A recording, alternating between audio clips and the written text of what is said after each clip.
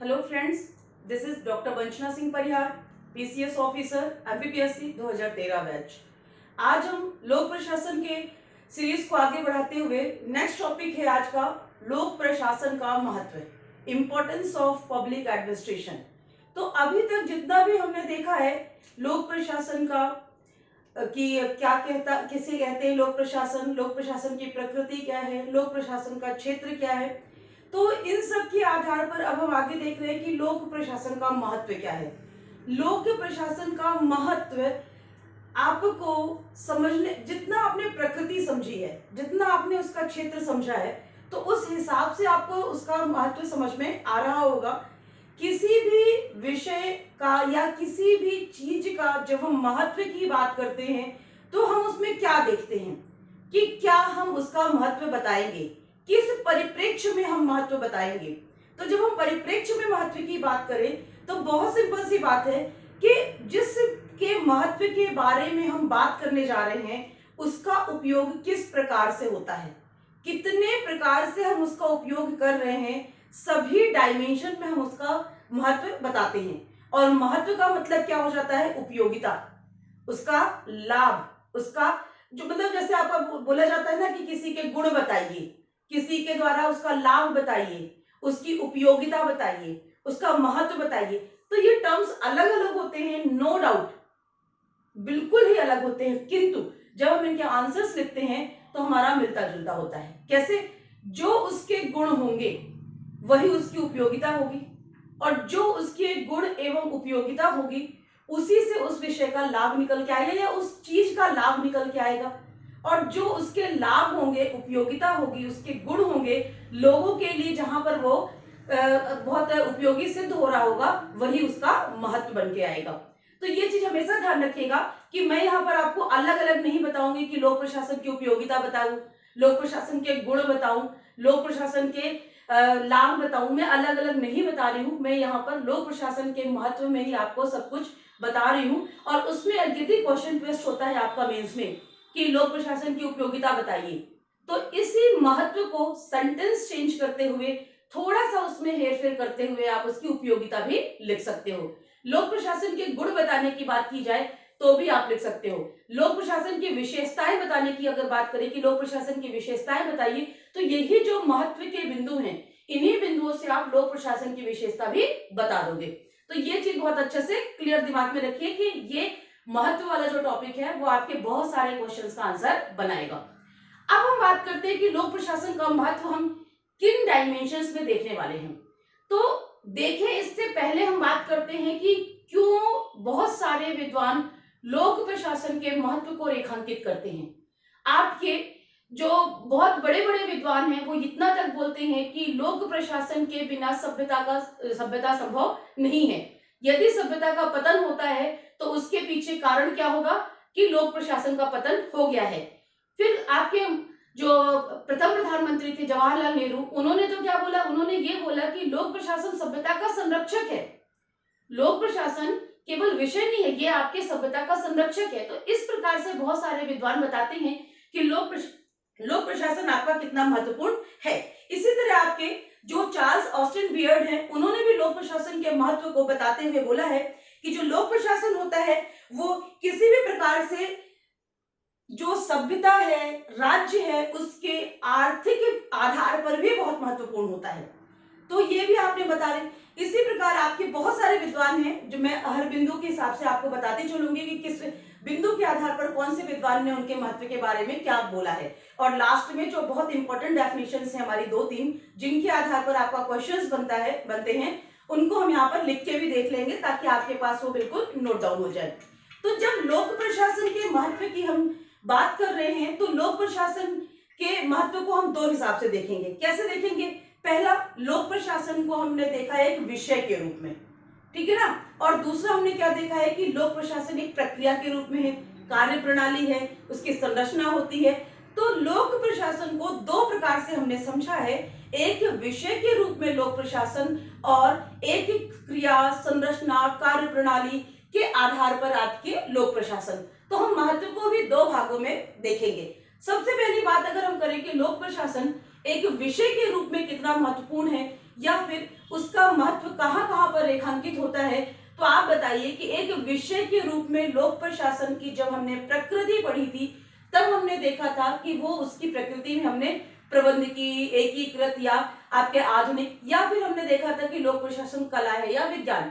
तो जब हमने उसकी प्रकृति देखी थी तब हमने आपको क्या देखा था कि लोक प्रशासन बहुत ही सारे सिद्धांतों को लेकर चल रहा है, उसके सिद्धांत है, उसके कुछ नियम है, वो समाज में होने वाले परिवर्तनों का अध्ययन कर रहा है, नए नए अनुसंधान कर रहा है।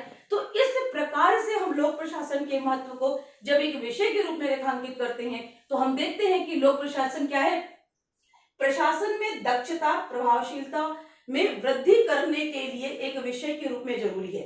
इफिशियंसी एवं आपका इफेक्टिवनेस, ये दोनों चीजें जो लोक प्रशासन में है, तो लोग जो पब्लिक एडमिनिस्ट्रेशन की इफिशियंसी और इफेक्टिवनेस को बढ़ाने के लिए लोक प्रशासन एक विषय के रूप में बहुत महत्वपूर्ण होता है।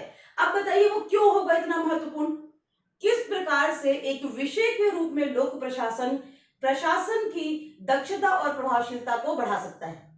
तो ये हम बहुत अच्छे से जानते हैं कि अन्य सामाजिक विज्ञानों की तरह लोक प्रशासन भी एक सामाजिक विज्ञान है जिसमें सिद्धांत होते हैं, नियम होते हैं, और लोक प्रशासन तो क्या कर रहा है, राज्य के जितने भी व्यवहारात्मक पक्ष हैं उनका अध्ययन करके फिर सिद्धांतों का निर्माण करता है और उसमें नए नए नवाचार लाता है और उन सभी चीजों को एक विषय के रूप में क्या करता है, अपने पास लिपिबद्ध करता है। तो जब इस तरह से वो लिपिबद्ध करेगा तो प्रशासनिक अधिकारियों को या फिर लोक प्रशासन का संचालन जिस प्रकार से जहां पर भी किया जा रहा है वहां पर प्रशिक्षण दिया जाता है, तो उसमें लोक प्रशासन के विषय के अंतर्गत जितनी भी चीजें आपकी जो विषय वस्तु होती है उस विषय वस्तु के आधार पर प्रशिक्षण प्रदान किया जाता है। जब उस हिसाब से आपको प्रशिक्षण प्रदान किया जाएगा तो बिल्कुल लोक प्रशासकों की दक्षता में वृद्धि होगी। अब जब लोक प्रशासकों की जो दक्षता है उसमें वृद्धि होगी तो अपने आप आपका क्या हो जाएगा, लोक प्रशासन की दक्षता में वृद्धि हो जाएगी। तो इसी हिसाब से अपन बताते हैं कि प्रशासन में दक्षता एवं प्रभावशालिता में वृद्धि में लोक प्रशासन एक विषय के रूप में अपनी महत्वपूर्ण भूमिका निभाता है। नेक्स्ट अपन देख रहे हैं शासन की नीतियों व कार्यों के प्रभाव को समझने में, ठीक है ना, शासन की नीतियों एवं कार्यों को पॉलिसी, जो effect of policies and works of government, जितना भी इन सब चीजों का इफेक्ट पड़ रहा है, इन सब चीजों को समझने में एक विषय के रूप में लोक प्रशासन बहुत महत्वपूर्ण होता है। क्यों, अभी मैंने आपको चर्चा की कि समस्त चीजों को जो भी हो रहा है, जो भी हो सकता है, जितने भी उसके सिद्धांत हैं, जो उसकी कार्य प्रणाली है, इन सब चीजों को वो लिपिबद्ध करता है एक विषय के रूप में। और जब वहां पर वो लिपिबद्ध है तो हम एक साहित्य के रूप में जब लोक प्रशासन का अध्ययन करते हैं तो लोक प्रशासन का क्या प्रभाव पड़ा है हम ये भी अध्ययन करते हैं। जैसे आज आपके और मेरा जो ये इंटरेक्शन हो रहा है वो कैसा है, क्या ये हमारा बिहेवियरल इंटरेक्शन है? नहीं, ये हमारा एक लोक प्रशासन एक विषय के रूप में एज अ डिसिप्लिन हम पब्लिक एडमिनिस्ट्रेशन को समझने की कोशिश कर रहे हैं। तो जो ही हमारा इंटरेक्शन हो रहा है, इस इंटरेक्शन से आप क्या समझ रहे हो कि लोक प्रशासन का महत्व क्या है। तो वही चीज यहाँ पर लिखी हुई है कि शासन की नीतियों एवं कार्यों के प्रभाव को समझने में, क्योंकि शासन कहाँ पर क्या काम कर रहा है, क्या नहीं कर रहा है, उसने क्या पॉलिसीज बनाई है, उन पॉलिसीज का क्या इफेक्ट पड़ रहा है, जो उसका इम्प्लीमेंटेशन हो रहा है, उस इम्प्लीमेंटेशन में कहाँ पर कमियां रह रही हैं, कहाँ पर वो खूबियां हो रही हैं, और उस आधार पर आगामी क्या योजनाएं बन रही हैं। ये सभी चीजें आपकी क्या होती हैं, लोक प्रशासन के अंतर्गत आ जाती हैं। तो इन्हीं सभी चीजों को विषय के रूप में लिपिबद्ध किया जाता है और यही सब चीजें हमारे और आपको समझने में बहुत महत्वपूर्ण हो जाती हैं। तो लोक प्रशासन एक विषय के रूप में ये बहुत महत्व यहाँ पर देता है। नेक्स्ट है विकासशील देशों की परिस्थिति अनुसार उत्पादकता एवं प्रभाविता। उत्पादकता का यहाँ पर मतलब क्या है, यहाँ पर आपका आर्थिक जो हम बात करते हैं, जो हम इकोनॉमिकल प्रोडक्शन की बात करते हैं, उस प्रोडक्शन की बात नहीं की जा रही है। यहाँ पर आपकी क्या बताई जा रही है, जो डेवलपिंग कंट्रीज होती हैं उन डेवलपिंग कंट्रीज की जो भी सिचुएशन होती है वो बहुत अलग होती है और उसके हिसाब से किस प्रकार से वहां पर क्या काम किया जाना है, क्या काम किया जाना है, उस आधार पर क्या क्या प्रभाव डाल रहा है लोक प्रशासन, इन सभी चीजों का भी क्या होता है, वृद्धि होती है इस विषय को पढ़कर। क्यों? क्योंकि विकास प्रशासन भी हम पढ़ते हैं, हम नवीन लोक प्रशासन पढ़ते हैं, हम तुलनात्मक लोक प्रशासन पढ़ते हैं, इसके बाद हम क्या नवीन लोक जो हमारा नवीन लोक प्रबंधन है हम वो पढ़ते हैं, लोक चयन उपागम हम पढ़ते हैं, एनपीए एनपीएम, बहुत सारी चीजें। और साथ ही साथ हम प्रशासन के बहुत सारे सिद्धांतों का अध्ययन करते हैं। वो सिद्धांत आपके वैज्ञानिक प्रबंध का सिद्धांत होगा, मानव उपागम जो संबंध सिद्धांत होगा, अभिप्रेरणा का सिद्धांत होगा। अभी जब हम आगे आगे जाएंगे और हम लोक प्रशासन के सभी विषयों को, सभी जो कंटेंट है उसको हम पढ़ेंगे, तब हम देखेंगे कि लोक प्रशासन के अंतर्गत हम बहुत सारी ऐसे कंटेंट को पढ़ते हैं जो कि आपको विकासशील देशों में किस प्रकार का प्रशासन किया जाना चाहिए। हमारे जो द्वितीय विश्व युद्ध के बाद हमारा जो वेलफेयर स्टेट का आपका जो कॉन्सेप्ट आया है, जो हमारे अगर हम भारत के परिप्रेक्ष्य में बात करें तो स्वतंत्रता के बाद हमने वेलफेयर स्टेट को अपनाया है, जो हमारे कल्याणकारी राज्य की अवधारणा है। कल्याणकारी राज्य की अवधारणा प्लस जो हमारा भारत है वो हमारा विकासशील देश है। तो हम एग्जाम्पल लेते हैं अपने ही देश के बारे में कि विकासशील देश की परिस्थितियां कैसी हैं। और जो आपका लोक प्रशासन का उदय हुआ था वो हमारा हुआ है 1887 में अमेरिका में। अमेरिका आपका एक डेवलप्ड कंट्री है। 1887 में लोक प्रशासन एक विषय के रूप में कहां डेवलप होता है? आपके अमेरिका में। अमेरिका की सिचुएशन अलग थी। उन सिचुएशन के हिसाब से हमारे लोक प्रशासन के जनक वुड्रो विल्सन ने अवधारणाएं दी। लेकिन उसके बाद जब 1947 में हमारा देश आजाद होता है, या फिर हम समझ लें कि ये जो द्वितीय विश्व युद्ध के बाद का समय था, ये हमारे वैश्विक परिदृश्य में बहुत सारे राज्यों के स्वतंत्रता होने का समय था। और इन बहुत सारे देशों के स्वतंत्र होने के समय पर बहुत सारे देश जो थे वो अब विकासशील देश की कैटेगरी में आ गए थे। इन विकासशील देशों के लिए लोक प्रशासन कितना सही साबित हो पा रहा है, या फिर लोक प्रशासन की भूमिका क्या होनी चाहिए, इन सब चीजों का भी अध्ययन आपके लोक प्रशासन के अंतर्गत किया गया। ये बात अलग है कि लोक प्रशासन के अंतर्गत उन्हें एक विकास प्रशासन का नाम दिया गया। तो विकास प्रशासन जो है हमारा, जो डेवलपिंग आपका जो एडमिनिस्ट्रेशन की हम बात करते हैं, ये आपका क्या है? पार्ट ऑफ पब्लिक एडमिनिस्ट्रेशन है। लोक प्रशासन के अंतर्गत ही हम एक सब टॉपिक के रूप में हम विकास प्रशासन को पढ़ते हैं। और विकास प्रशासन आपका विकासशील देशों की परिस्थितियों के अनुसार किस प्रकार का प्रशासन होना चाहिए, इस प्रकार से आपका अनुसंधान करता है। और अनुसंधान के बाद जो भी रिजल्ट निकल के आता है हम पढ़ेंगे वहां पर विकास प्रशासन में। अभी यहाँ पर मैं बहुत ज्यादा नहीं खींचूंगी, अदरवाइज हम डाइवर्ट हो जाएंगे अपने टॉपिक से। तो जो भी हमारी परिस्थितियां बन रही हैं, उन परिस्थितियों के अनुसार हम किस प्रकार से क्या करना चाहिए, ये सारी चीजें लिपिबद्ध की गई हैं। अब जब लिपिबद्ध की गई हैं तो उसको पढ़कर विकासशील देशों में प्रशासन कैसा होना चाहिए ये अपनाया जा रहा है। तो एक विषय के रूप में उसकी क्या इंपॉर्टेंस हो जाती है कि विकासशील देशों की परिस्थिति अनुसार उत्पादकता एवं प्रभावता में वृद्धि करने के लिए भी ये बहुत महत्वपूर्ण है। नेक्स्ट है आपका जन जीवन में लोक प्रशासन की बढ़ती भूमिका के महत्व का रेखांकन। अब बताइए, बहुत अच्छा एग्जाम्पल है वर्तमान की परिस्थिति। हम आज देख रहे हैं कि कोविड-19 की वजह से आज कौन काम कर रहा है? कौन काम कर रहा है? आपको हर जगह काम करते हुए केवल प्रशासन दिखाई देगा, ठीक है ना? तो राज्य की भूमिका बहुत ज्यादा बढ़ गई है। और राज्य की भूमिका जब बढ़ गई है तो जन जीवन को, जो हम लोग हैं, हम सभी आम जनता है, आम जनमानस है, हम लोगों को ये पता चल रहा है कि अच्छा प्रशासन भी इतना सारा काम करता है। ये तो हमको पता ही नहीं था कि प्रशासन ये भी काम करेगा। किसी ने जिंदगी में नहीं सोचा था कि पुलिस वाले चप्पल बांटेंगे।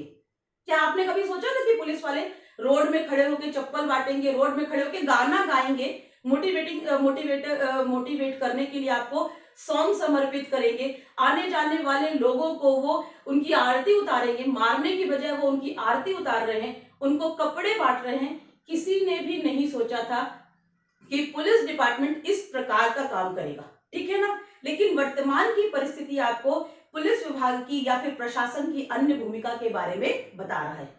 किसी ने नहीं सोचा था कि लोक प्रशासन या जो हमारा सरकार होती है, हमारी जो राज्य होती है, वो रात दिन भी काम करती है। जो आज की जनरेशन है जिसने कभी पहले नहीं देखा होगा, वो सोचती रही होगी कि सरकारी कर्मचारी काम ही क्या करते हैं। लेकिन आज देखिए कि प्रशासन कितना क्या काम कर रहा है, ये सारी चीजें आपके पास आ रही हैं। बिहेवियर में भी आ रही हैं और फिर उन सब चीजों को लिपिबद्ध करके एक साहित्य के रूप में बना के भी बताया जा रहा है। आगे आने वाले जो लोक प्रशासन के जो बुक्स आएंगी उनमें ये सारी चीजें एग्जाम्पल के रूप में कोट हो जाएंगी, और जब एग्जाम्पल के रूप में कोट हो जाएंगी तो आम जनता तक आज हमारे जो माननीय मीडियागण हैं उनके द्वारा भी ये सारी चीजें पहुंचाई जा रही है कि प्रशासन ये काम कर रहा है, प्रशासन ये काम कर रहा है, चिकित्सा विभाग के काम को बताया जा रहा है, पुलिस विभाग के काम को बताया जा रहा है, समस्त नगर निगम के काम को बताया जा रहा है, महिला बाल विकास विभाग के काम को बताया जा रहा है। आपकी आशा कार्यकर्ता, एएनएम, आंगनबाड़ी कार्यकर्ता किस तरीके से जा जाके घरों में लोगों को जागरूकता दे रही हैं, उन सभी चीजों को शासन क्या कर रहा है, लिख रहा है और लिख के फिर लोगों तक पहुंचा रहा है। तो जब वो लिख के पहुंचा रहा है तो कहीं ना कहीं वो लोक प्रशासन के विषय में कंटेंट के रूप में शामिल हो जाएगा। तो वही सारी चीजें हैं कि जन जीवन में लोक प्रशासन की बढ़ती भूमिका के महत्व का रेखांकन लोक प्रशासन एक विषय के रूप में करता है। क्यों? क्योंकि उस विषय के अंतर्गत जो कंटेंट है वो सारी चीजें जो हमने व्यवहार में देखी हैं उन्हीं को लिपिबद्ध कर दिया है, और साथ ही साथ जनता के लिए लोक प्रशासन को क्या करना चाहिए ये भी चीजें आ जाती है। मतलब लोक प्रशासन की भूमिका आम जनमानस के लिए क्या होना चाहिए, लोक प्रशासक को संवेदनशील होना चाहिए, लोक प्रशासन को जनता की आकांक्षाओं के अनुरूप काम करना चाहिए, किन परिस्थितियों में किस प्रकार का काम करना चाहिए, ये सब चीजें भी लोक प्रशासन के अंतर्गत लिपिबद्ध होती हैं। तो ये सारी चीजें आपकी क्या होती हैं, जनता को बताने के लिए बहुत इंपॉर्टेंट हो जाती है। इसलिए हम लोक प्रशासन एक विषय के रूप में जब उसके महत्व की बात करते हैं तो इन्हीं बिंदुओं को सम्मिलित करते हैं। अब नेक्स्ट हमारा आता है, ये हमने देख लिया कि एक विषय के रूप में लोक प्रशासन का महत्व। मेरे हिसाब से आपको समझ में आ गया होगा कि लोक प्रशासन विषय के रूप में भी बहुत महत्वपूर्ण है। यही महत्ता जो है वो 1887 में आपके वुडरो विल्सन को दिखाई देती है कि राजनीति के उप विषय के रूप में यदि हम लोक प्रशासन को पढ़ रहे हैं तो कहीं ना कहीं लोक प्रशासन की अपनी जो गरिमा है, अपनी जो स्वतंत्रता है, उसका जो क्षेत्र है वो कम हो जा रहा है। और कम हो जा रहा है चूंकि राजनीति एक अलग विषय है और लोक प्रशासन एक अलग विषय है। राजनीति यदि नीतियों का निर्माण कर रही है तो लोक प्रशासन उन निर्मित नीतियों का क्रियान्वयन कर रही है। तो कहीं ना कहीं इन दोनों के जो दायरे हैं वो अलग अलग हैं और इन दोनों की जो कहा जाए कि कार्य पद्धति है वो भी अलग अलग है। इसी वजह से उन्होंने अपने लेख में राजनीति प्रशासन द्वैत भाव में उन्होंने बोला था कि राजनीति को एक अलग विषय के रूप में पढ़ा जाना चाहिए और लोक प्रशासन को एक अलग विषय के रूप में पढ़ा जाना चाहिए। और वर्तमान परिप्रेक्ष्य में लोक प्रशासन विषय अपने आप में बहुत ही महत्वपूर्ण हो गया है। और आधुनिक परिवर्तित समाज में या आधुनिक हम प्रशासन की बात करें तो लोक प्रशासन अपने एक विषय के रूप में भी अपनी महत्ता को साबित कर रहा है। क्यों? क्योंकि वो नवीन पद्धतियों को नवाचार के द्वारा, अनुसंधान के द्वारा वो ला रहा है। वो बताता है कि प्रशासन को इन परिस्थितियों में इस प्रकार का काम करना चाहिए। वो तुलनात्मक लोक प्रशासन का प्रयोग करके कि अमेरिका जैसे देशों में लोक प्रशासन किस प्रकार की भूमिका का निर्वहन कर रही है, या फिर वो देखेगा कि फ्रांस जैसे देशों में किस प्रकार की भूमिका का निर्वहन कर रही है। अविकसित देशों में या फिर हम कहते हैं कि अल्प विकसित देशों में लोक प्रशासन किस प्रकार से काम कर रहा है, विकासशील देशों में लोक प्रशासन किस प्रकार से काम कर रहा है। सभी जगह की परिस्थितियों की तुलना करते हुए किन परिस्थितियों में किस प्रकार का प्रशासन होना चाहिए जिससे ज्यादा से ज्यादा हम जनता को लाभ पहुंचा सके, या ज्यादा से ज्यादा जो प्रशासन है, जो राज्य है, वो आम जनमानस तक पहुंच अपनी स्थापित कर सके। ये सारी चीजें लाने के का काम कौन कर रहा है? लोक प्रशासन एक विषय के रूप में अपने आप को स्थापित करते हुए प्रशासन को क्या कर रहा है? सहायता कर रहा है। तो इस प्रकार से लोक प्रशासन एक विषय के रूप में बहुत ही महत्वपूर्ण भूमिका निभा रहा है। चलिए अब हम बात करते हैं कि लोक प्रशासन एक क्रियाकलाप के रूप में, गतिविधि के रूप में, कार्य प्रणाली के रूप में, व्यवहार के रूप में कितना महत्वपूर्ण है। तो फ्रेंड्स, अब हम देखेंगे कि लोक प्रशासन अपने व्यवहार, गतिविधि, क्रियाकलाप, एक्शन, प्रक्रिया, इन सब के रूप में कितना महत्वपूर्ण है। ठीक है ना? तो अब आप यहाँ पर, मैं अभी आपको केवल एग्जाम्पल में बताऊंगी और उस एग्जाम्पल को आपको रिलेट करना हर जगह। ठीक है ना? जब से हम पैदा भी नहीं, मतलब एक लोक प्रशासन का प्रक्रिया के रूप में जो महत्व है उसके लिए विद्वान हमारे कहते हैं कि लोक प्रशासन जो है आपकी गर्भ से कब्र तक महत्वपूर्ण होती है। ठीक है ना, कि कहा तो जाता था पालने से कब्र तक, लेकिन वर्तमान में वो बदल गया है, वो गर्भ से कब्र तक हो गया है। कैसे हो गया है कि अगर आप लोगों को थोड़ा बहुत भी महिला बाल विकास की कुछ कुछ योजनाओं के बारे में पता होगा तो आप लोग जानते होंगे कि आपका जो ICDS मिशन चलता है, ठीक है ना, कुपोषण निवारण के लिए जो आपका महिला बाल विकास विभाग के अंतर्गत आपके मिशन चलते हैं। साथ ही साथ में आपके महिला बाल विकास विभाग के अंतर्गत जो आपके भ्रूण हत्या रोकने के लिए मिशन चलते हैं, आपके लिंग समानता को बढ़ाने के लिए जो मिशन आपके चल रहे हैं, प्रधानमंत्री मातृत्व वंदना योजना आपकी चल रही है, आपकी लालिमा योजना आपकी चल रही है, आपके लिए आपकी लाडली लक्ष्मी योजना चल रही है, मतलब बहुत सारी जो योजनाएं हैं उन योजनाओं को आप देखोगे। इसके साथ ही साथ आपके स्वास्थ्य विभाग के टीकाकरण के लिए जो आपके इंद्रधनुष योजना आपकी चल रही है, सघन इंद्रधनुष, आपका जो सार्वभौमिक इंद्रधनुष है वो चल रहा है। आपकी बहुत सारी, जैसे आपको आयरन की टेबलेट देना है, फोलिक एसिड की टेबलेट देना, ये सारी योजनाएं आपकी स्वास्थ्य विभाग की भी चल रही हैं।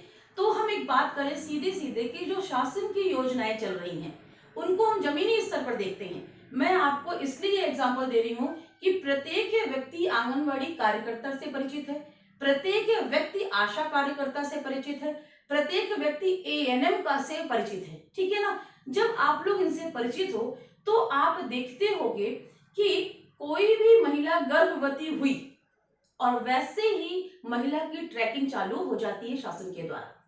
महिला 3 महीने के गर्भ धारण करती है तो वैक्सीनेशन के लिए आशा कार्यकर्ता, फिर उनके जो फर्स्ट सोनोग्राफी है, उन सब चीजों के लिए आंगनवाड़ी कार्यकर्ताओं के द्वारा उनका चिन्हांकन किया जाने लगता है। फिर उनके प्रसव के बाद इस बीच में आपके गर्भवती होने के जो 9 महीने का समय है, उस 9 महीने में कौन सा वैक्सीनेशन होना है, कौन सी टेबलेट दी जानी है, उसके पोषण का किस प्रकार से ख्याल रखा जाना है। सामान्य रूप से हम देखें तो किसी भी महिला का गर्भवती होना और उसका बच्चा पैदा करना ये उसका निजी काम होता है, उस परिवार का खुद का काम होता है। लेकिन हम देख रहे हैं कि यहाँ पर भी सरकार अपनी भूमिका निभा रही है, प्रशासन यहाँ पर भी लग जाता है कि ताकि बच्चा क्या हो, कुपोषित ना पैदा हो, जो आपकी गर्भवती माता है वो स्वस्थ रहे, जिससे उसका बच्चा भी स्वस्थ पैदा हो। स्वास्थ्य विभाग पूरे टीकाकरण अच्छे से करवाता है, आशा कार्यकर्ता, ANM कार्यकर्ता घर घर जाके पता करती हैं।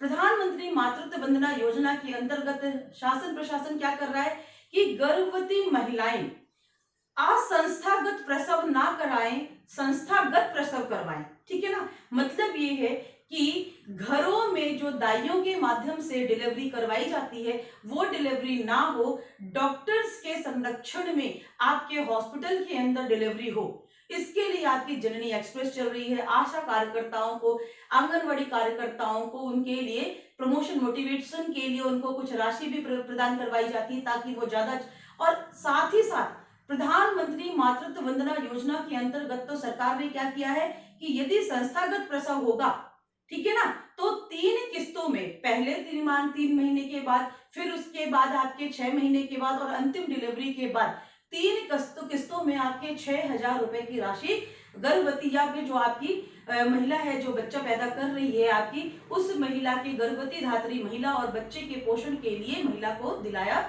जा रहा है। तो अब आप सोचिए कि बच्चा पैदा नहीं हुआ है, इससे पहले ही प्रशासन अपना कार्य करना प्रारंभ कर दिया है। इसके बाद सारी प्रोसेस आप देखो, जन्म प्रमाण पत्र बनता है नगर निगम के द्वारा, फिर उसके बाद समस्त टीकाकरण स्वास्थ्य विभाग करता है, फिर आपका बच्चा 3 साल 4 साल का होता है, वो आपके आंगनवाड़ी केंद्रों में जाके प्रशासन आपका शाला पूर्व शिक्षा से लेकर आपके, फिर उसके बाद स्कूल में पहुंचता है, तो स्कूल में एडमिशन ले, आपका राइट टू एजुकेशन आ चुका है, जिसमें वहां पर फिर आपको मिड डे मील के माध्यम से, फिर और आप आगे बढ़ते हो तो सरकार आपके शिक्षा की व्यवस्था कर रही है, और आगे बढ़ोगे विवाह होता है तो आपका विवाह का पंजीयन होगा, और अंतिम इसी तरह से आप समस्त जो आपके डायमेंशन है उनको देखते जाइए, और अंतिम रूप से जब डेथ होती है, जब मृत्यु होती है, तो अंतिम में भी आपकी अंतिम क्रिया के पश्चात एक आपका मृत्यु प्रमाण पत्र बनता है, डेथ सर्टिफिकेट इशू होता है। और वो जो डेथ सर्टिफिकेट इशू होता है वो भी शासन प्रशासन के द्वारा ही, नगर निगम के द्वारा जारी किया जाता है। तो ये आपको मैं बताना चाह रही हूँ कि किस प्रकार से जो लोक प्रशासन है वो गर्भ से कब्र तक हर जगह विद्यमान होता है, ठीक है ना। तो इसी प्रकार से हम पूरा का पूरा जो प्रक्रिया के रूप में, व्यवहार के रूप में, गतिविधि के रूप में लोक प्रशासन का महत्व है उसको देखेंगे। अब उसको मैंने कुछ बिंदुओं में बांटा है समझने की दृष्टि से कि हम कितने बिंदुओं में देख सकते हैं कि कहां कहां पर लोक प्रशासन एक प्रक्रिया के रूप में महत्वपूर्ण हो जाता है। तो सबसे पहले हम देख रहे हैं कि राज्य का व्यवहारिक एवं विशिष्ट भाग है, ठीक है ना। राज्य, राज्य क्या होता है? आपको पता है कि राज्य आपका 4 तत्वों से मिलकर बनता है। राज्य कितने तत्वों से मिलकर बन रहा है? राज्य आपका 4 तत्वों से मिलकर बन रहा है। कौन कौन से तत्व होते हैं राज्य के लिए? राज्य के लिए आपका एक निश्चित भूभाग होना चाहिए। इस निश्चित भूभाग में निवास करने वाली जनसंख्या होना चाहिए और इस जनसंख्या के ऊपर शासन प्रशासन का संचालन करने के लिए आपका क्या, एक सरकार होनी चाहिए। और ये शासन प्रशासन की जो संचालन हो रहा है, सरकार जो कर रही है, वो आपकी स्वतंत्रता पूर्वक संचालन कर सके, इसलिए वो आपकी क्या होनी चाहिए, संप्रभु होनी चाहिए, सावन होनी चाहिए। तो इन 4 चीजों से हमारा राज्य बन रहा है। राज्य के जो अंग है, इन 4 चीजों के बिना, ये 4 अंग यदि नहीं होंगे तो हमारा राज्य नहीं बन पाएगा। तो ये जो राज्य है, इस राज्य का व्यवहारिक एवं विशिष्ट भाग है। तो अब आप देखो कि ये जो सरकार है, ठीक है ना, इस सरकार को यदि हम कार्यपालिका माने, मैंने जब आपको लोक प्रशासन का क्षेत्र समझाया था तो उस समय मैंने आपको बताया था कि जो आधुनिक दृष्टिकोण है या जो व्यापक दृष्टिकोण है वो आपके समस्त कार्यपालिका, विधायिका और राज्य के समस्त अंगों के कार्यों को लोक प्रशासन के कार्यों में सम्मिलित करता है। तो ये जो सरकार काम कर रही है, इसके द्वारा किया जाने वाला समस्त कार्य आपका क्या होता है, लोक प्रशासन के अंतर्गत आता है। तो नीति बनाना है, किसके लिए बना रही है, क्यों बना रही है, उसका क्रियान्वयन कौन कर रहा है, ये सारी चीजें कौन करता है, लोक प्रशासन करता है। हमारे एक प्रसिद्ध विद्वान अरस्तु हुआ करते थे, आप लोग जानते होंगे। तो उन्होंने पहले ही कहा था, वो लोक प्रशासन के महत्व को बताना चाह रहे थे कि राज्य जो है लोक प्रशासन के बिना संभव नहीं हो पाएगा। तब उन्होंने कहा था कि राज्य जीवन के अस्तित्व के लिए आया है, ठीक है ना, जीवन के लिए, कि जीवन का अस्तित्व बना रहे इसलिए राज्य बना है। क्यों? क्योंकि हमने यहाँ पर देख लिया जनसंख्या है, इसी जनसंख्या के लिए काम कौन कर रहा है, शासन, सरकार काम कर रही है, निश्चित भूभाग में काम कर रही है। तो जो ये राज्य है, ये आप किसके लिए, जीवन के लिए, लोगों के जीवन के लिए अस्तित्व में आया है। और यदि उनका अच्छा जीवन बना रहेगा तभी राज्य अस्तित्व में बना रहेगा। मतलब राज्य को जनता के लिए काम करना है। यदि जनता का अच्छे से नहीं रहेगी तो राज्य का अस्तित्व समाप्त हो जाएगा। और जनता के लिए काम कौन करेगी, सरकार या शासन। और ये किसके बिना अधूरी है, लोक प्रशासन के बिना। तो इसलिए कहा जाता है कि लोक प्रशासन जो है आपका राज्य का व्यवहारिक एवं विशिष्ट भाग है, ठीक है ना। नेक्स्ट अपन देख रहे हैं कि जन कल्याण का माध्यम है। जन कल्याण मैंने अभी जस्ट आपको एग्जांपल दिया था कि जो पुलिस प्रशासन है वर्तमान में, वो जो वेलफेयर काम कर रही है जितने, तो जो लोक प्रशासन होता है वो आपके जनता के कल्याण के लिए समस्त कार्य करता है। चाहे वो आप किसी भी रूप में देखेंगे कि वो क्या क्या काम कर रहा है। तो आपने एक चीज सुनी होगी, जो आपके सामाजिक डार्विनवाद की बातें आपने अवधारणा सुनी होगी, जिसमें हमारे कहा जाता है कि सर्वाइवल ऑफ द फिटेस्ट, कि जो भी योग्यतम है वही सरवाइव कर पाएगा। ये पहले की अवधारणा थी, ठीक है ना। ये पुलिस स्टेट की अवधारणा थी, नियामकी राज्य की अवधारणा थी कि जो भी फिट होगा, जो उच्चतम होगा, जो आपका सभी में श्रेष्ठ होगा, वही आपका क्या करेगा, सरवाइव कर पाएगा। लेकिन जब से हमने वेलफेयर स्टेट की अवधारणा को अपनाया है, तो जो वेलफेयर स्टेट की अवधारणा होती है उसमें ये जो सामाजिक डार्विनवाद है, सोशल डार्विनिज्म है, ये काम नहीं करता है। अब क्या काम करता है कि समावेशी विकास की बात होती है, इंक्लूजन की बात की जाती है, सोशल इंक्लूजन की बात की जाती है, इकोनॉमिकल इंक्लूजन की बात की जाती है, हर जगह वेलफेयर की बात की जाती है। और ये वेलफेयर करता कौन है? आपका प्रशासन करती है, सरकार करती है, जनता के हित के लिए योजनाएं बनाई जाती हैं। आप देख रहे होंगे कि वर्तमान में कोविड-19 है, ऐसी परिस्थिति में सरकार ने अपना कोई भी काम किसी अन्य के ऊपर नहीं छोड़ा है। सरकार खुद से सबके लिए कर रही है। उसको उसके जनता के लिए कोविड की किट मंगवाना है, जनता के लिए भोजन पहुंचाना है, उसको जनता की सुरक्षा दिलवाना है। लॉकडाउन जैसे निर्णय भी जनहित में लिए गए हैं। तो जो प्रशासन है वो जन कल्याण का काम करता है। ये बात अलग है कि वहां पर आपको दिखने को मिलेगा कि जो हमारे निजी क्षेत्र के लोग हैं वो भी सरकार को सहायता प्रदान करते हैं, वो प्रशासन के को हेल्प करते हैं और उसी माध्यम से वो भी कुछ काम कर रहे होते हैं। तो जब हमने देखा था कि लोक प्रशासन क्या है, तो उस लोक प्रशासन में हमने क्या बताया था कि कोई भी कार्य जो सार्वजनिक है उसमें हमने ये नहीं देखा था कि सरकार काम करेगी या निजी क्षेत्र काम करेगा। हमने वहां पर बताया था कि कोई भी कार्य जो सार्वजनिक है लोक प्रशासन के अंतर्गत आएगा। तो यहाँ पर भी यही बात आती है। तो आप ये मत सोचिएगा कि एनजीओ वाले काम कर रहे हैं, माननीय टाटा जी के द्वारा सरकार को इतना, जितने भी हमारे बड़े बड़े उद्योगपति हैं उन्होंने इतना सहारा दिया है सरकार को। सरकार क्या सरकार कर रही है? उसमें जो अपने निजी क्या कहते हैं, अपनी इच्छा से, इच्छा अनुसार जो जितना डोनेट कर सकते हैं वो सरकार को हेल्प कर रहे हैं अदर हैंड से। लेकिन काम कौन कर रहा है? आपका लोक प्रशासन काम कर रहा है। तो बहुत सिंपल सी बात है कि जो लोक प्रशासन होता है वो जन कल्याण का एक माध्यम होता है, जनता के हित के लिए काम करता है। लोक प्रशासन को जब हमने उसकी प्रकृति के बारे में बात किया था और हमने कहा था कि लोक प्रशासन मूल्य निरपेक्ष या मूल्य तटस्थ नहीं हो पाता है, उसमें भले ही हम तथ्यों का समावेश करें, मूल्यों का भी समावेश होता है। क्यों? क्योंकि जो लोक प्रशासन होता है वो संवेदनशील होता है, वो आम जनता के लिए काम करता है, वो समाज के लिए काम करता है, इसलिए वो मूल्य निरपेक्ष नहीं हो सकता है। और इसी बिहाफ में हमने कहा था कि लोक प्रशासन एक पूर्ण विज्ञान के रूप में नहीं आ सकता है। ये वही चीज है। क्यों? क्योंकि लोक प्रशासन जन कल्याण के लिए काम करता है, उसका अल्टीमेट गोल जो होता है, उसका जो टारगेट ग्रुप होता है वो जनता होती है, वो जनता के लिए काम करता है। इस वजह से हम यह सारी बातें करते हैं। तो जन कल्याण के लिए समस्त कार्य लोक प्रशासन करता है। तो व्यवहारिक दृष्टिकोण में हम ये बात करते हैं कि लोक प्रशासन जन कल्याण का माध्यम होता है। नेक्स्ट है रक्षा, अखंडता एवं शांति व्यवस्था बनाए रखना।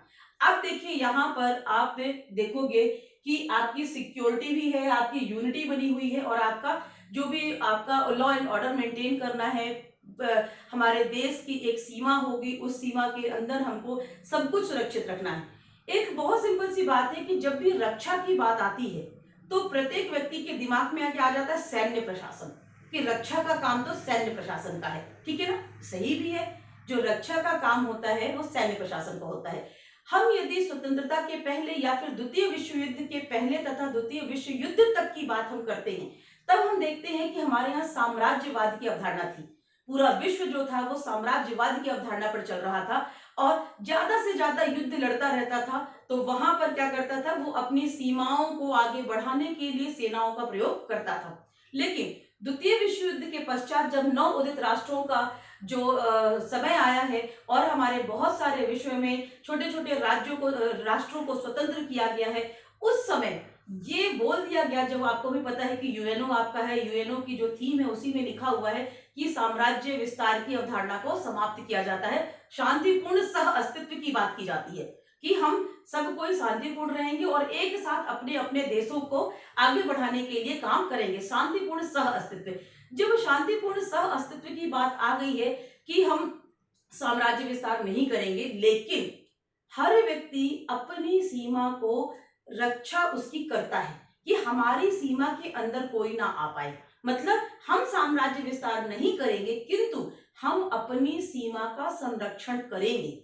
हमारे देश की जो एक अखंड सीमा है, जो हमारे देश की सीमा है, उस सीमा के अंदर आके कोई अशांति ना फैलाए।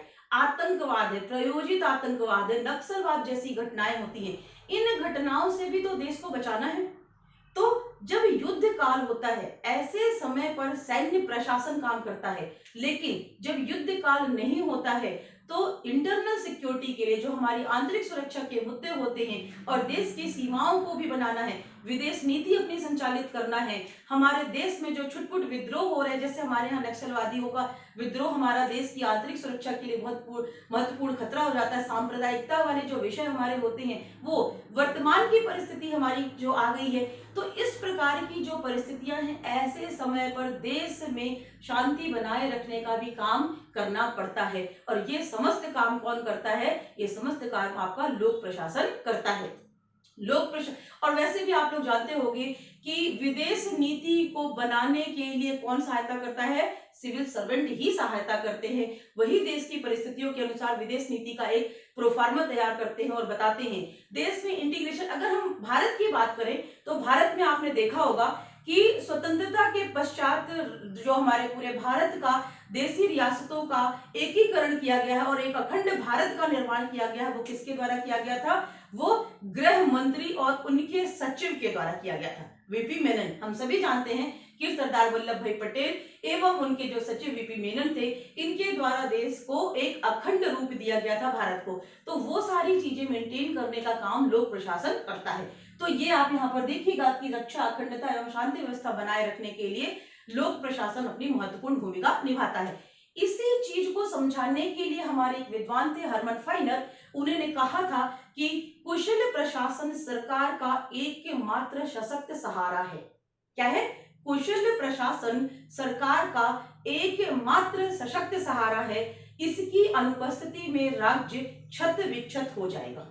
ये आप समझ रहे हैं ना कि यदि हमारे पास कुशल प्रशासक नहीं होंगे, हमारा जो प्रशासन है वो अच्छे से काम करने वाला नहीं होगा, तो राज्य जो है वो, हम अगर अपन सामान्य भाषा में बोलें तो वो इधर उधर हो जाएगा। एक अखंड भारत के रूप में, एक अखंड राज्य के रूप में वो नहीं रह पाएगा। और आप वर्तमान की परिस्थिति में देख लो कि वैश्विक आपदा हमारे यहाँ चल रही है और इतनी बड़ी महामारी में सबसे ज्यादा आपको काम करते हुए दिखाई देगा तो क्या? केवल और केवल प्रशासन दिखाई देगा। निजी क्षेत्र, केवल और केवल जो सोशल वेलफेयर वाले लोग हैं या गैर सरकारी संगठन हैं, वही आपको दिखाई देंगे शासन प्रशासन की मदद में। अदरवाइज आपका जो फील्ड में ड्यूटी कर रहा है, जो फील्ड में काम कर रहा है, वो एक लोक प्रशासक है। सरकार या लोक प्रशासन का अंग है, जिसको हम कहते हैं कि लोक प्रशासन आपका प्यून से लेकर आपका राष्ट्रपति तक समस्त आपके लोक प्रशासन के अंग होते हैं। तो हर जगह आपको, चाहे वो नगर निगम का कोई सफाई कर्मी होगा, चाहे किसी प्रकार का होगा, वो लोक प्रशासन का ही अंग होगा। इसलिए आपके हरमन फाइनर ने कहा था कि बिना कुशल प्रशासन के राज्य जो है वो क्षत विक्षत हो जाता है। इसी प्रकार से लोक प्रशासन की महत्ता को बताते हुए आपके जेम्स एल पेरी भी कहते हैं, वो कहते हैं कि सरकार को समस्त ऐसे कार्य सौंपे गए हैं जिन्हें पूरा करने के लिए बाजार असमर्थ है। ठीक है ना? बाजार मतलब यहाँ पे निजी क्षेत्र की बात की जा रही है कि सरकार को समस्त वे कार्य सौंपे गए हैं जिनको पूरा करने के लिए बाजार असमर्थ है, या तो वो असमर्थ है या फिर निजी क्षेत्र के लिए उनको उपयुक्त नहीं माना जाता है। क्यों? क्योंकि आप देख रहे होंगे कि रक्षा का काम है, रेलवे का काम है, आपका ट्रांसपोर्टेशन का काम है, समस्त जो कार्य होते हैं, स्वास्थ्य का काम है, ये सारे सरकार के होते ही होते हैं। ये बात अलग है कि 1991 के बाद जो हमारी नवीन आर्थिक नीति आती है, हमारा लिबरलाइजेशन, प्राइवेटाइजेशन और ग्लोबलाइजेशन की जो अवधारणा आती है, उसके बाद हमने बहुत सारी चीजों को निजी क्षेत्रों के लिए खोला है, किंतु सरकार ने अपने आप को एक विकल्प के रूप में सदैव विद्यमान रखा है।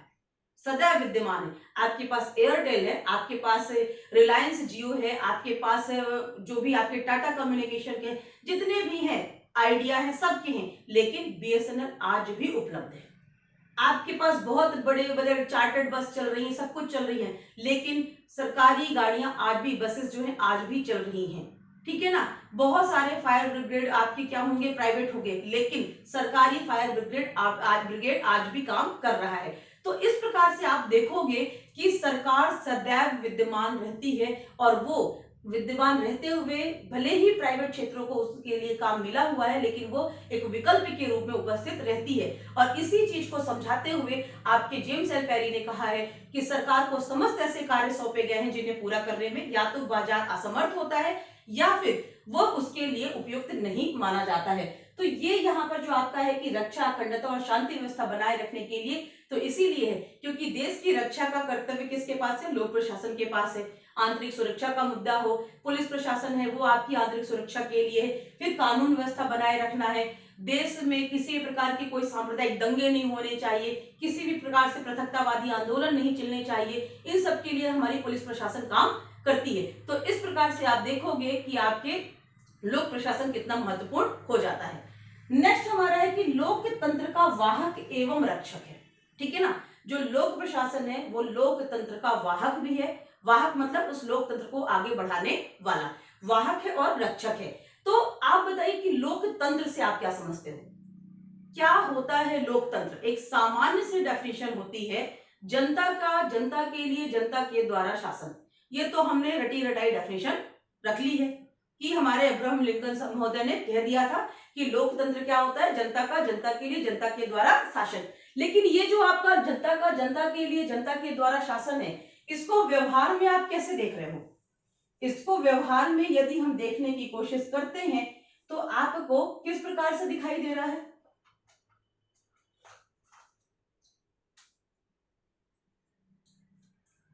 आपको दिखाई देगा कि अगर हम भारत का एग्जांपल लेते हैं, ठीक है ना, भारत का एग्जांपल लेंगे तो ये है आपका यदि पूरी जनता, ठीक है ना, एक निश्चित भूभाग, तो यहां पर निवास करने वाली जितनी भी जनता है, ठीक है ना, जो आपके मतदाता सूची में नाम उनका रजिस्ट्रेशन है, उनमें से ही जो आपके मतदाता सूची में पंजीकृत हैं, उनमें से ही कोई क्या होगा? निर्वाचन के लिए योग्य होगा, एलिजिबल होगा, वो निर्वाचन के लिए खड़ा होगा। ठीक है ना, और मतदाता उसको मतदान देंगे, ठीक है ना, मत देंगे, और उनमें से ही सभी जो लोग होंगे चुन के वो कहाँ जाएंगे?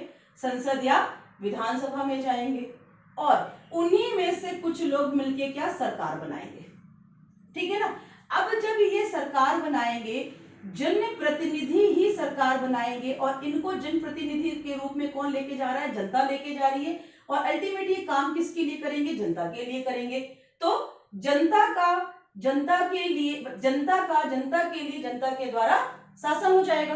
तो ये जो है आपका लोकतंत्र है। अब इस लोकतंत्र में बताओ कि लोक प्रशासन किस प्रकार से इस लोकतंत्र का वाहक है और रक्षक है? कुछ थोड़ा बहुत भी समझ में आ रहा है कि मैंने बोला निर्वाचन, ठीक है ना, आपको भी पता है कि निर्वाचन का काम कौन करवाता है?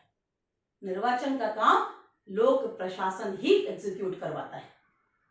तो और सही जो निर्वाचन हो, अच्छे से हो, चाहे वो आपके पंचायत के चुनाव हो, चाहे वो आपके नगरीय निकायों के चुनाव हो, चाहे वो आपके सहकारिता के चुनाव हो, चाहे वो आपके विधानसभा, विधान परिषद, किसी भी प्रकार के निर्वाचन हो, उन निर्वाचन को पूर्ण कराने का जो दायित्व होता है वो लोक प्रशासन का होता है।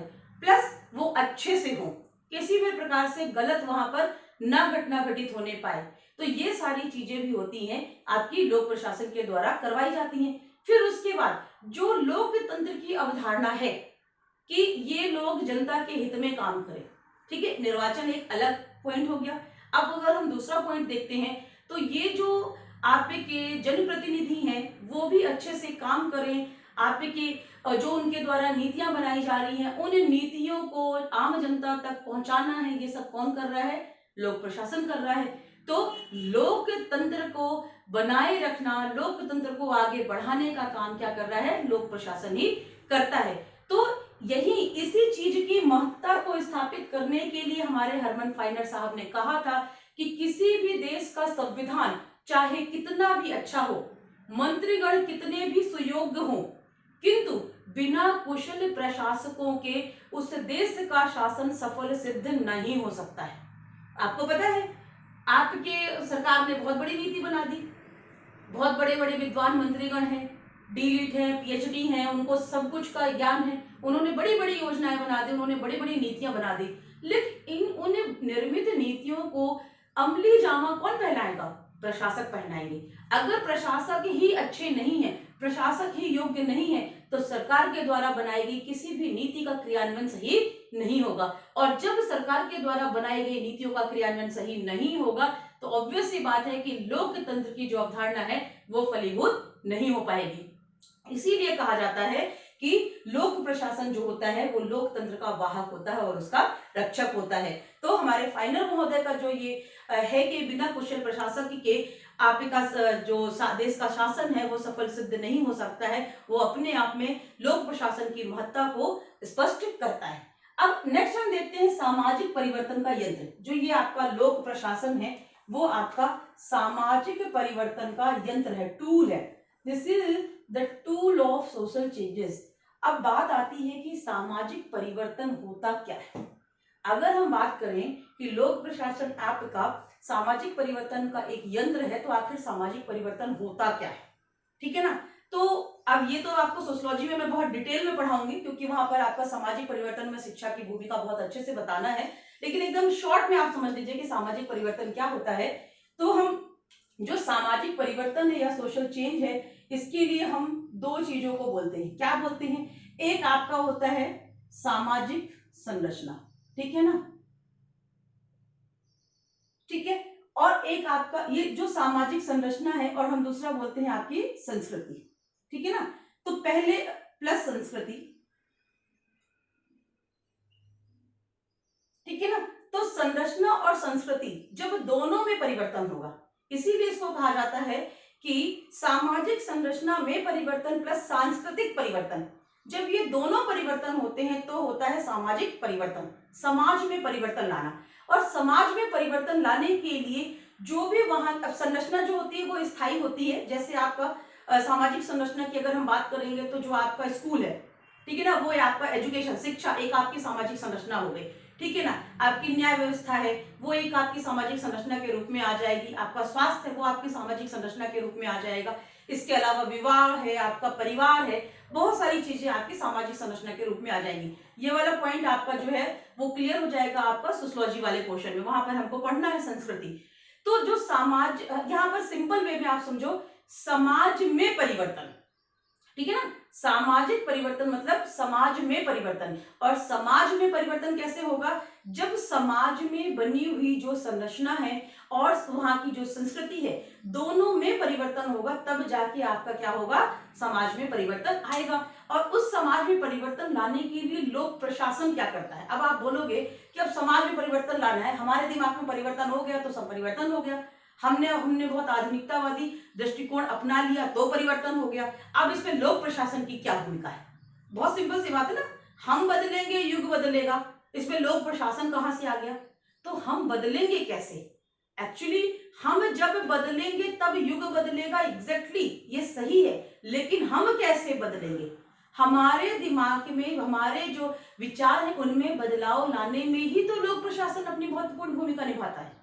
आप देखो कि कौन ये नारा चला रहा है, बेटी बचाओ बेटी पढ़ाओ, ये नारा कौन चला रहा है? बेटी है तो कल है, ये नारा कौन चला रहा है? बेटी मारोगे तो बहू कहां से लाओगे, ये नारा कौन चला रहा है? हम चला रहे हैं, आप चला रहे हैं, या सरकार चला रही है? ठीक है ना। भ्रूण हत्या को रोको, बाल विवाह को रोको, वृद्ध जनों को सम्मान दो। क्या हमारे माता पिता हैं, हम अपने माता पिता को सम्मान नहीं देंगे? देंगे, लेकिन नहीं दे रहे होंगे, इसीलिए तो सरकार आपको इंटरफेयर कर रही है। और सरकार क्या बोल रही है कि बुजुर्ग माता पिता को यदि आप ध्यान नहीं रखोगे तो आपको जेल हो जाएगी। एक्ट आ गया भाई साहब, आपका वृद्ध जन भरण पोषण अधिनियम आ गया है कि यदि माता पिता के लिए बेटा बेटी या आपके बहू दमाद ये लोग अपने माता पिता को, सीनियर सिटीजन को की देखभाल नहीं करते हैं, उनका भरण पोषण नहीं कर रहे हैं, तो जेल हो जाएगी। अब बताओ कि माता पिता के लिए कर्तव्य बताने का काम किसका था? हमारा था, लेकिन हम फेल हो रहे थे, तो प्रशासन शासन को वहां पर इंटरफेयर करना पड़ा। तो ये परिवर्तन आ रहा है कि भैया ऐसा नहीं करना है। फिर उसके बाद समाज में जागरूकता लाना है। आज बताइए, कोई कोविड-19 चल रहा है, अब कोविड-19 चल रहा है, दुनिया जान रही है कि ये एक ऐसा वायरस है, एक दूसरे के पास आने से बिल्कुल संक्रमित हो जा रहे हैं, हम जान से चले जाएंगे, हमारी जान जा सकती है, हम संक्रमित होंगे, हमारा पूरा परिवार संक्रमित हो जाएगा। लेकिन फिर भी कितने भी इंटेलिजेंट बनो, लेकिन लास्टली सरकार को बताना पड़ रहा है कि नहीं अब तुम तो घर में रहो, लॉकडाउन चालू कर दिया सरकार ने।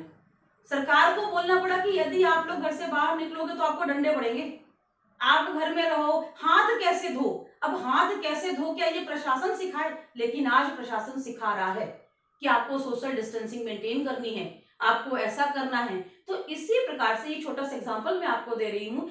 जो सामाजिक परिवर्तन होता है, जैसे शिक्षा के लिए जागरूकता बढ़ाना है, स्वास्थ्य के लिए जागरूकता बढ़ाना है, महिला पुरुष के बीच में भेदभाव नहीं करो, बेटा बेटी एक समान है, इस प्रकार के जो सामाजिक जागरूकता लाना है, समाज में जो आपकी रूढ़िवादी सोच है, उस रूढ़िवादी सोच को परिवर्तित करके आधुनिक समाज में लेकर आना है। इन सब चीजों के लिए काम कौन करता है?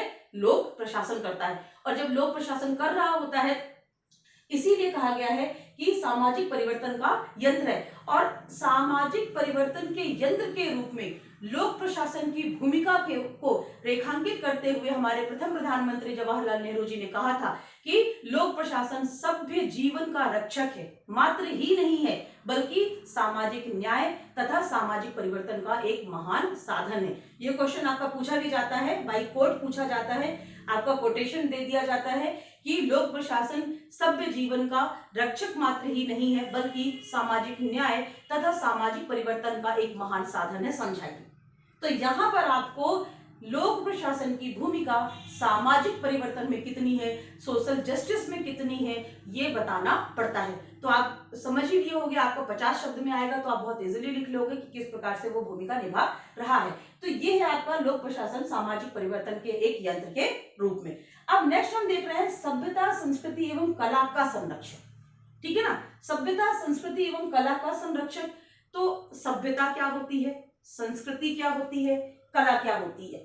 अब इनको बहुत ज्यादा डिटेल में यहाँ पर नहीं बताऊंगी क्योंकि सभ्यता संस्कृति आपका समाज शास्त्र में मैं बताऊंगी तो उस लेक्चर में आप लोग समझ लीजिएगा। एक छोटा सा समझ लीजिए, जो संस्कृति होती है वो आपकी जो भी सोच है, आदर्श है, आचार विचार है, वो सारी चीजें आपकी संस्कृति होती है, जिसमें आप किस प्रकार की परंपराओं का वहन कर रहे हैं, किस प्रकार से आप खाना पीना सब कुछ आपकी संस्कृति हो जाती है। ठीक है ना, आपका सोच विचार भी संस्कृति होती है, आप कैसे कपड़े पहन रहे हो वो भी आपकी संस्कृति होती है।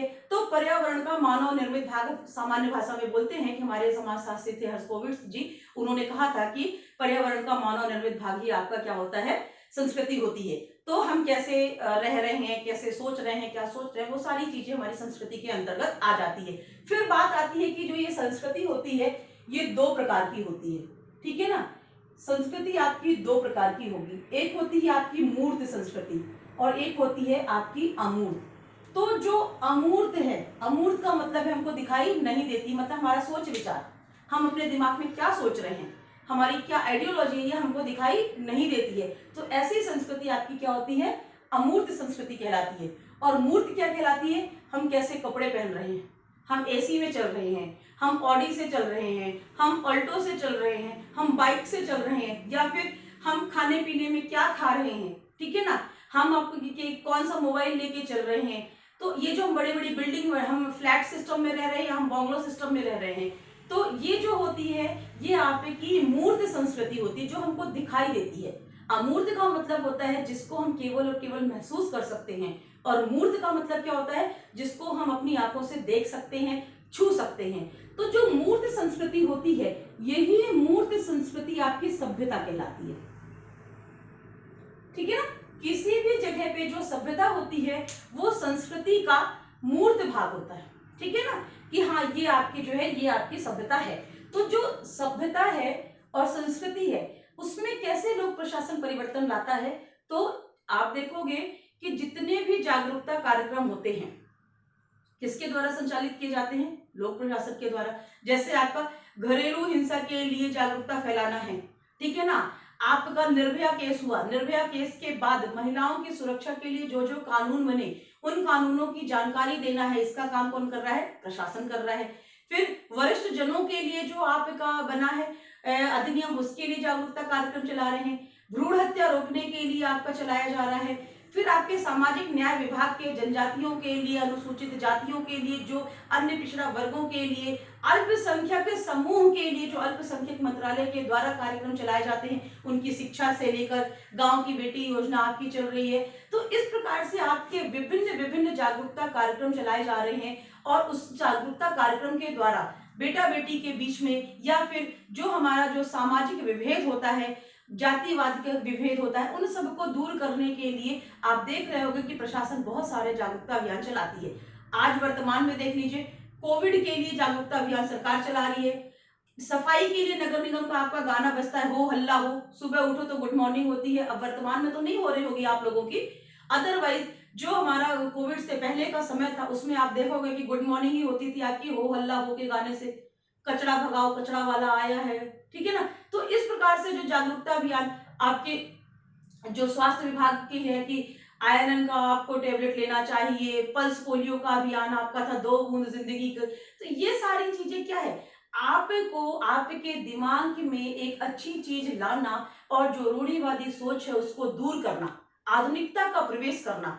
तो ये आपकी संस्कृति में जो परिवर्तन हो रहा है वो करती है कौन, सरकार करती है।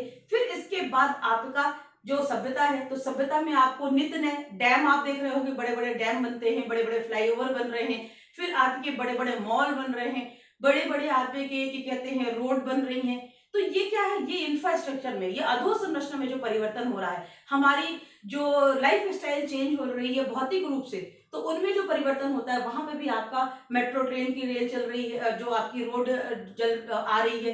तो इस प्रकार से आपके पहनावे, आपकी हर चीज में, आपकी सुविधाओं में, भौतिक संसाधनों में भी परिवर्तन लाने का काम लोक प्रशासन करता है। तो इस प्रकार से हम देखते हैं कि आपकी जो संस्कृति और सभ्यता है उसमें भी आपका उसको सहेज के भी रखना है, उनको संभाल के भी रखना है और उनमें परिवर्तन भी लाना है। अब यहाँ पर जो संरक्षक के रूप में आप देख रहे होगे, तो आप बताओ कि हर जगह भगोरिया हाट है, वो जनजातीय संस्कृति है।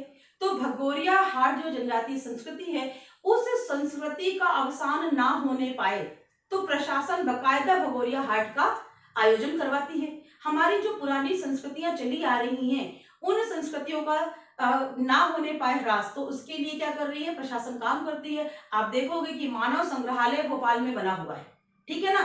तो वो क्या है, वो जनजातीय संस्कृति का संरक्षण करने के लिए है।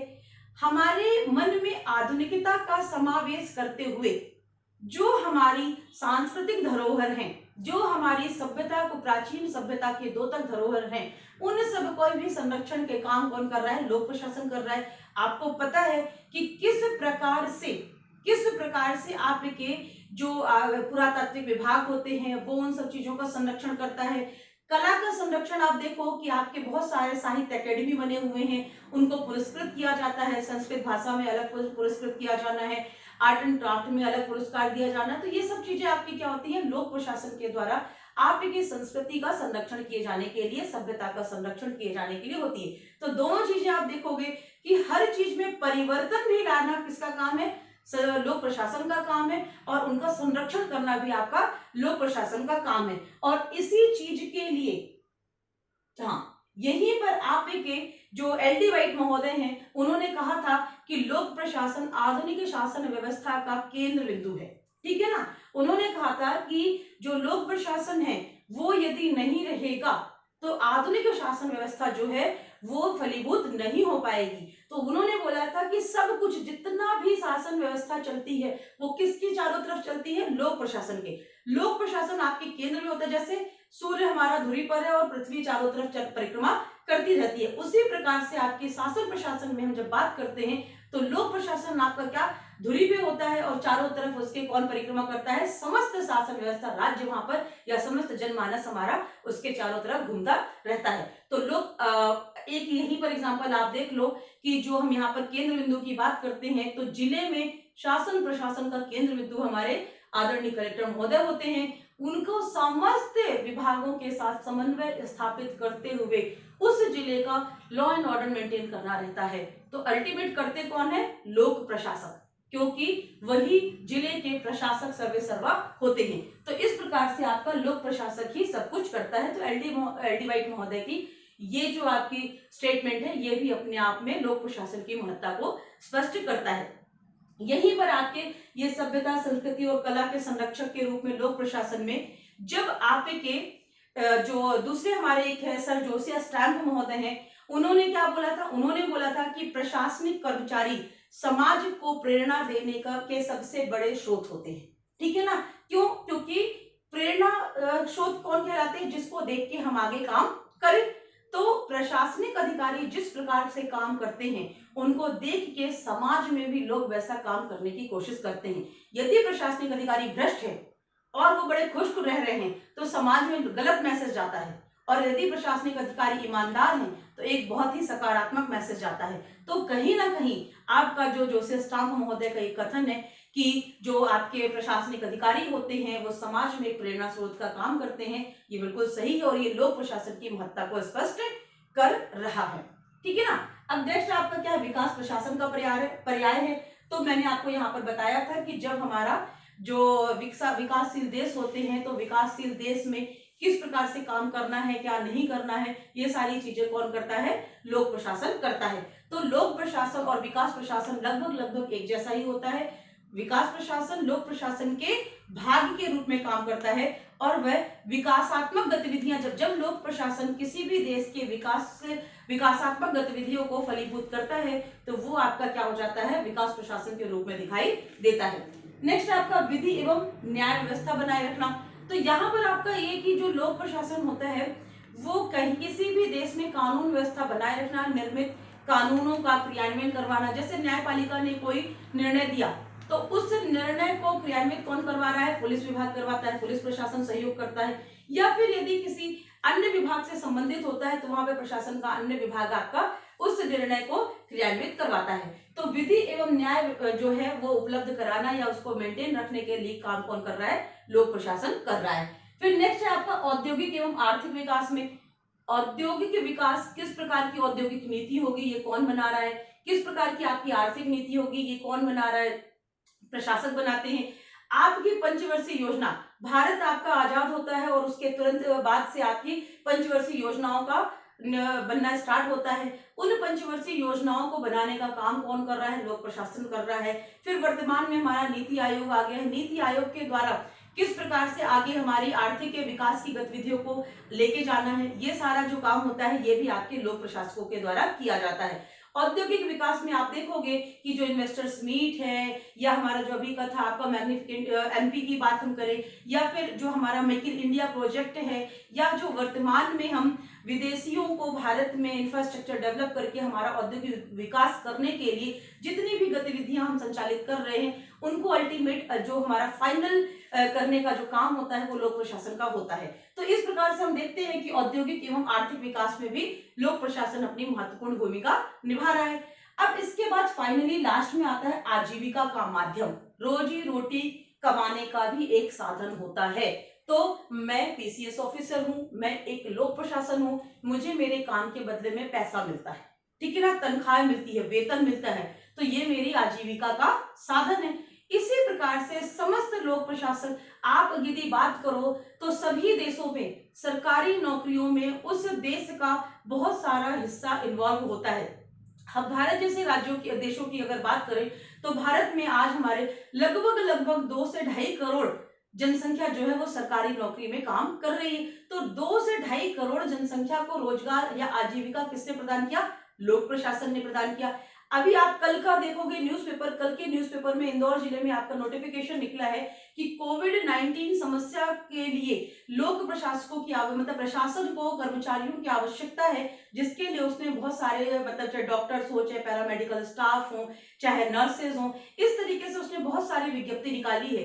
तो जिनको वो रोजगार मिलेगा तो वो अपनी सेवा देंगे और सेवा के बदले में शासन उनको क्या करेगा? वेतन मानदेय प्रोवाइड करवाएगा। तो इस प्रकार से हम देखते हैं कि लोक प्रशासन आपका आजीविका के साधन के रूप में भी काम करता है, आजीविका का भी माध्यम होता है।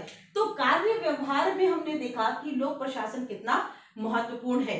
लोक प्रशासन के महत्व को इनके साथ साथ बहुत सारे विद्वानों ने अलग अलग भी बताया है कि लोक प्रशासन का, जैसे आपके ग्लैडर महोदय हैं, उन्होंने लोक प्रशासन के महत्व को अलग से बताया है कि लोक प्रशासन क्या क्या करता है। तो मुझे लग रहा है, उम्मीद है कि आपको लोक प्रशासन का महत्व समझ में आ गया होगा। इन शॉर्ट अब अपन 5 मिनट में बस मैं लिख दूंगी, उसमें ज्यादा अपन को डिस्क्राइब नहीं करना है। तो वो आपके जो पॉइंट्स हैं हमारे कैडर महोदय के द्वारा, उनको भी अपन देख लेते हैं। ठीक है फ्रेंड्स, तो अब हम देखेंगे कि हमारे गेराल्ड कैडर महोदय ने लोक प्रशासन के महत्व के लिए क्या बोला है। ठीक है ना, ये आपका जब उनके नाम से क्वेश्चन आएगा तभी आपको लिखना है, अदरवाइज जो भी हमने देखा है पूरा इतना सारा, उस हिसाब से ही हमको लोक प्रशासन का महत्व बताना है। क्योंकि इन्होंने बताया है, 8 पॉइंट बताए हैं, जो समझाने का मुझे नहीं लग रहा है कि अब जरूरत पड़ेगी, अपन ने सब समझ लिया है। उन्हीं को, उन्हीं सारे विषयों को, उन्हीं सारे बिंदुओं को गेराल्ड कैडर महोदय ने एक अपने क्या कहा जाए, अपने शब्द दिए हैं। तो उनके शब्दों में राज्य व्यवस्था का संरक्षण करना, स्थिरता व व्यवस्था का अनुरक्षण, सामाजिक आर्थिक परिवर्तनों का संस्थानीकरण, संस्थानीकरण का मतलब होता है इंस्टीट्यूशनलाइजेशन, मतलब कि किसी भी प्रकार से जो काम सामाजिक आर्थिक परिवर्तन हो रहे हैं वो संस्थागत रूप से हो, किसी न किसी इंस्टीट्यूशन के माध्यम से हो। तो वो वृहद वाणिज्यिक सेवाओं का प्रबंधन, जो आपकी कमर्शियल एक्टिविटीज होती हैं उनका मैनेजमेंट करना, आपका समृद्धि एवं आर्थिक विकास सुनिश्चित करना, यहाँ पर है आपकी ग्रोथ एवं इकोनॉमिकल डेवलपमेंट को के लिए बता रहे हैं। समाज के कमजोर वर्गों की सुरक्षा करना, अपन ने वहां पे भी देखा था, जो वीकर सेक्शन ऑफ सोसाइटी होते हैं उनके लिए काम करना। फिर लोकमत का निर्माण करना, मतलब पब्लिक ओपिनियन को बताना कि क्या कैसा पब्लिक ओपिनियन है। सार्वजनिक नीतियों को प्रभावित करना, जो हमारी आपकी जो गवर्नमेंट पॉलिसीज बनती हैं, जो पब्लिक पॉलिसीज बनती हैं, उन पब्लिक पॉलिसीज को जनता के हित में लेके आना। तो लोक प्रशासन ये सारी चीजें आपकी करता है। ये आपके गेराल्ड कैडर के अनुसार है लोक प्रशासन का महत्व, अगर पूछा जाता है बाय नेम। ठीक है ना, अब उनके महत्व को दर्शाते हुए कुछ विद्वानों के जो उनके परिभाषा या समझ लीजिए विद्वानों के मत हैं लोक प्रशासन के महत्व के लिए, जो उनके स्टेटमेंट से क्वेश्चन बनते हैं, वो मैंने लिखा है। एक आपको मैंने जब उस समय बताया था सामाजिक परिवर्तन के आधार के रूप में लोक प्रशासन, तब मैंने आपको जवाहरलाल नेहरू जी का स्टेटमेंट बताया था। वो आपका क्वेश्चन पूछा जाता है, उनके स्टेटमेंट के थ्रू पूछा जाता है। उसके बाद आपका ये पूछा जाता है कि लोक प्रशासन आपके सभ्यता के उदय से सभ्यता के अंत तक है। मतलब सभ्यता के उदय से मतलब जब से मानवीय सभ्यता विद्यमान है तब से लोक प्रशासन विद्यमान है, और यदि लोक प्रशासन का अंत होता है तो मानवीय सभ्यता का भी अंत हो जाएगा। तो वो आपको बताया जाता है। उसी के तरह से आपके प्रोफेसर डोनम महोदय ने लिखा है कि यदि हमारी सभ्यता असफल होती है तो ऐसा मुख्यतः प्रशासन की असफलता के कारण होगा। ठीक है ना, तो क्वेश्चन कैसे बनता है कि यदि हमारी सभ्यता असफल होती है तो ऐसा मुख्यतया प्रशासन की असफलता के कारण होगा, समझाइए या फिर टिप्पणी लिखिए। तो आपको बताना है कि यह जो आपका की जो उक्ति है या सेंटेंस है, ये हमारी प्रोफेसर डोनम महोदय की है। और आपको जो अभी तक अपन ने पूरे समझा है कि किस प्रकार से लोक प्रशासन हर जगह महत्वपूर्ण है। तो यदि लोक प्रशासन नहीं होगा, लोक प्रशासन असफल हो जाएगा, तो हमारी सभ्यता भी असफल हो जाएगी, वो यहाँ पर बताना है। ठीक है ना, फिर नेक्स्ट हमारे पॉल एल्विन महोदय का है, यदि प्रशासन ना हो तो सरकार एक परिचर्चा क्लब बनकर रह जाएगी, डिस्कशन सेंटर। ठीक है ना, परिचर्चा क्लब। तो ये बताया जा रहा है, जैसे हम बताते हैं कि जो आपकी संसद है, जो आपकी विधानमंडल है, या फिर स्थानीय स्वशासन के जो भी आपके जो पॉलिसी मेकिंग बॉडीज हैं, तो वहां पर क्या होता है, डिस्कशन होता है, पॉलिसी बनती है, परिचर्चा चर्चा परिचर्चा होती है, और उसके बाद उसको पास कर दिया जाता है पॉलिसीज को, और उसको एग्जीक्यूट करने का काम कौन करता है, लोक प्रशासन करता है। तो वही यहाँ पर बताने की कोशिश पाल एल्विन महोदय कर रहे हैं कि यदि लोक प्रशासन नहीं होगी तो जो सरकार होती है वो केवल और केवल परिचर्चा क्लब बनकर रह जाएगी। मतलब यहाँ पर आपको एग्जीक्यूशन लेवल पर लोक प्रशासन की इंपॉर्टेंस बतानी है कि किस प्रकार लोक प्रशासन संसद या सरकार के द्वारा निर्मित नीतियों को क्रियान्वित करती है और आम जनता तक पहुंचाती है। तो ये आपके क्वेश्चन पूछे जाते हैं, इस प्रकार से पूछे जाते हैं। यूपीएससी में आपको जो आंसर लिखना है वो बहुत ही ज्यादा प्रैक्टिकल वे में बताना है, एग्जाम्पल्स दे के बताने हैं। जैसे वर्तमान की आपको मैं बार बार एग्जाम्पल दे रही हूँ कि कोविड-19 के समय पर लोक प्रशासन की बढ़ती हुई भूमिका या लोक प्रशासन का जो महत्व है वर्तमान में आपको देखने को मिल रहा है। तो इस प्रकार से जब आप यूपीएससी का आंसर लिखोगे तो बहुत ही एनालिटिकल आपका रहेगा, अप्रोच जो होगी आपकी बहुत एनालिटिकल होगी। एमपीपीएससी में भी आपके इस प्रकार के क्वेश्चंस अगर पूछे जाते हैं, स्टेटमेंट के साथ पूछे जाते हैं, तो वहां पर आपकी भी अप्रोच जो होगी वो एनालिटिकल ही होगी। यहाँ पर फैक्ट थोड़े बहुत रहेंगे, और वो भी फैक्ट कैसे रहेंगे, जिन फैक्ट के बेसिस पे हम एनालिसिस कर रहे हैं। तो ये है फ्रेंड्स आपके लोक प्रशासन का महत्व, इंपॉर्टेंस ऑफ पब्लिक एडमिनिस्ट्रेशन। उम्मीद है मुझे कि आप लोगों को बहुत अच्छे से समझ में आया होगा। यदि किसी को कहीं पर डाउट है तो वो कमेंट बॉक्स में अपना कमेंट डाल सकते हैं, क्वेश्चन एराइज कर सकते हैं। मैं टेलीग्राम में डॉक्टर वंचना सिंह के नाम से हूँ, और इवन अरस्तु का एक अलग से आपका टेलीग्राम चैनल चल रहा है, उसमें कर सकते हो। फेसबुक मैसेंजर भी मेरा डॉक्टर वंचना सिंह के नाम से है, अरस्तु का भी आपका चल रहा है। तो आपको कहीं पर भी कोई क्वेश्चन एराइज करना है तो आप लोग मुझसे क्वेश्चन पूछ सकते हैं। I will respond you as soon as possible. So आप घर पे रहिए, सुरक्षित रहिए, इन्हीं शुभकामनाओं के साथ। Thank you.